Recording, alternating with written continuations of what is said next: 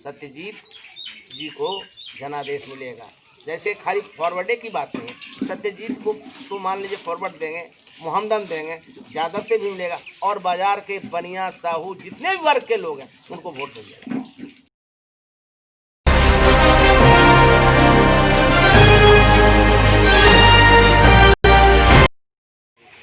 युवाओं की लगती चौक चौराहे पे भरमार है, लो आ गया देखो बिहार में चुनाव है। नमस्कार, मैं अमितेश स्वागत करता हूं बिहार की बात एपिसोड 4 के साथ।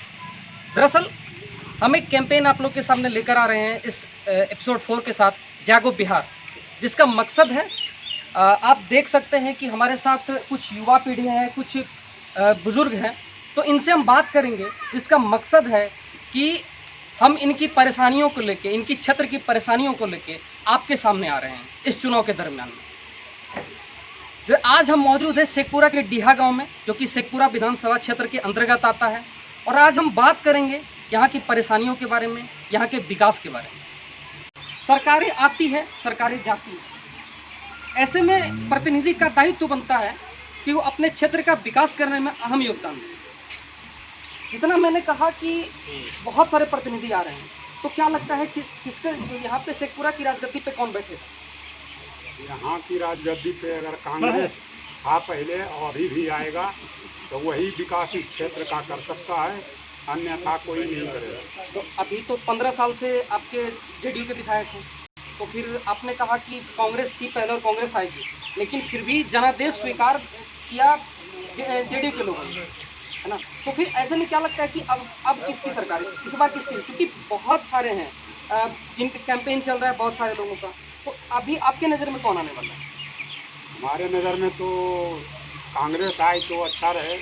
ये रणधीर कुमार सोनी जो जदयू के विधायक हैं, इस क्षेत्र में कोई विकास नहीं कर पाए हैं। इस क्षेत्र में कोई विकास नहीं कर पाए हैं। आइए जानते हैं, और अभी हमारे लोग हमारे साथ मौजूद हैं।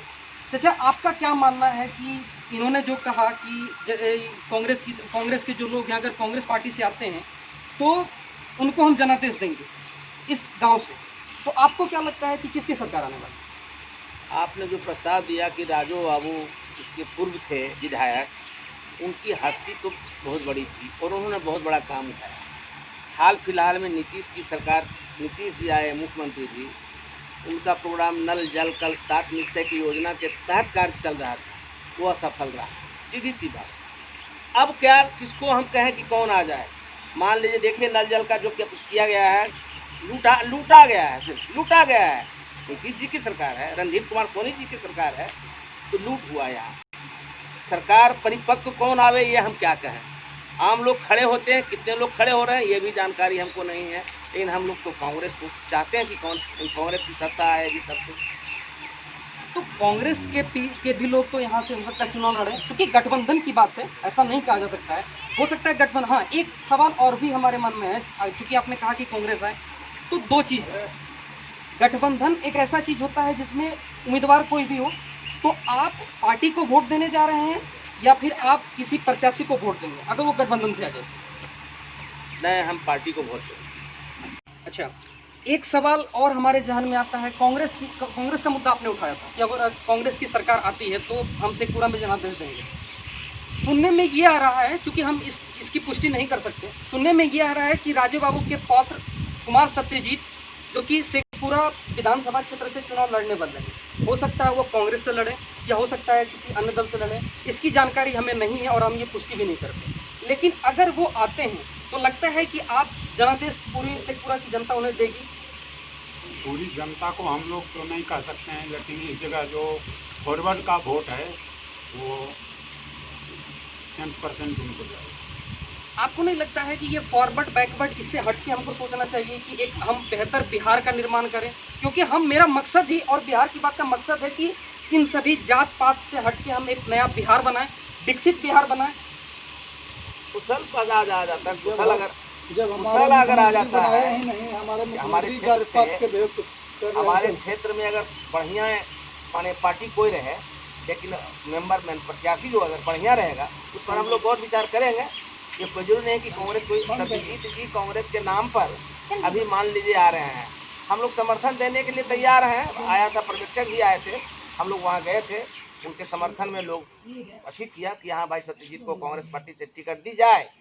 लेकिन और हो सकता है दूसरा प्रत्याशी कोई बढ़िया आ जाए, हम दूसरे को भी दे सकते हैं। पार्टी अब गठबंधन में हो सकता है कि उनको राजद से मिल जाए, सत्यजीत जी को कांग्रेस से मिल जाए तो वाह है, कोई दिक्कत नहीं हमको। तो मतलब जिस भी पार्टी से आते हैं, क्या लगता है आपको जनादेश मिलेगा? हाँ, जनादेश उनको मिलेगा, सत्यजीत जी को जनादेश मिलेगा।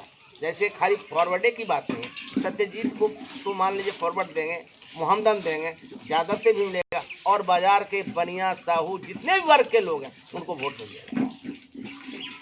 एक होता है मनभेद, एक होता है मतभेद। हमारा आप सभी से आग्रह है कि मनभेद ना करें, मतभेद हो सकता है। जो इन्होंने कहा कि हो सकता है सत्यजीत को वोट मिल जाए, आपको क्या लगता है कि अगर सत्यजीत आते हैं किसी भी पार्टी से या निर्दलीय चुनाव लड़ते हैं, जनादेश मिलने वाला है? क्यों नहीं? कांग्रेस पार्टी यहाँ पुरानी पार्टी है, पूरे देश के स्तर पर पुरानी पार्टी है। उसका सरकार बहुत विकास करवाया है पूरे देश में। अभी की जो सरकार है नरेंद्र मोदी जी की, वो तो हम समझते हैं जुमलाबाजी और भाषणबाजी की सरकार है। बोलते कुछ है, हो रहा है कुछ।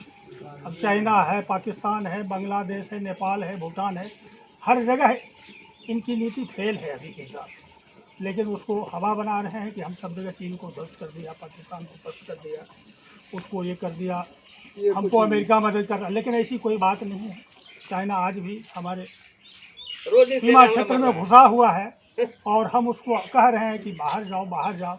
और कितने स्तर का बातचीत हो चुका है, लेकिन कोई असर नहीं है। इसलिए हम तो जानते हैं कि इनकी सरकार सिर्फ भाषणबाजी, जुमलाबाजी की सरकार है। इससे हम लोग त्रस्त हैं। व्यक्तिगत बात नहीं, पूरे सामाजिक स्तर पर हम बोल रहे हैं कि इनकी सरकार से हम लोग त्रस्त हैं। हमने एक कल आप लोग के सामने एक वीडियो लाया था, एक एपिसोड लाया था, जिसमें बेरोजगारी की बात कर रहे थे। हमारे साथ युवा भी हैं। आइए जानते हैं कि बिहार में ये केंद्र में जिस तरीके से सरकार आई, कितना रोजगार मिला और कितना संतुष्ट हैं? युवा के नाम पे तो कोई सोचने वाला है ही नहीं। और जहाँ तक जितनी भी सरकारी नौकरियाँ थी, जैसे प्राइवेट में सबको प्राइवेट सरकार कर रही है। रेलवे में युवा को एक जगह था कि मैं पढ़ लिख कर कुछ बनूंगा, लेकिन वहाँ भी सरकार ने सारी प्राइवेट सेक्टर को बेचने जा रही है। रेलवे स्टेशन हो या बस अड्डा हो, जितनी भी अब ये 4 लाइन सब सड़कें हैं, सबको बेच के प्राइवेट कंपनियां को दे रही है। तो प्राइवेट कंपनियां क्या करस नहीं करेगी लोगों पे? वो क्या सुनिश्चित करेगी कि हाँ नौकरी हम देंगे? सरकार इस सोच ही नहीं रही है कि युवा को रोजगार हम देंगे।